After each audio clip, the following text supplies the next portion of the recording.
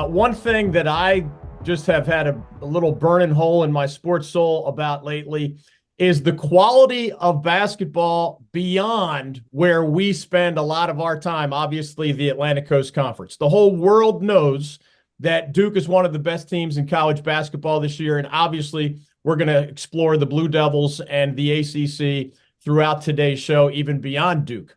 But I don't think as many people know that if you look around the rest of Tobacco Road, if you will, in our case at the North Carolina Sports Network, specifically the state of North Carolina, in the Southern Conference this year, one of the best teams is UNC Greensboro. So that's a potential NCAA tournament team if the Spartans can win that league. In the Coastal Athletic Association, the CAA, used to be called the Colonial, two of the best teams are UNC Wilmington and Elon. The Phoenix has never been to the NCAA tournament, and I think they actually have one of the better Elon teams that I've seen in my 30-plus years covering this stuff. In the Big South, I believe the two best teams are from our state. High Point, which won the regular season last year, but also UNC Asheville, a program that we've seen make the NCAA tournament many times over the years and seems to be peaking again right now under Mike Morrell.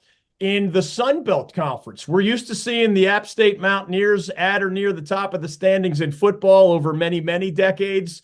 More recently, of course, as that FBS member in the Sun Belt Conference.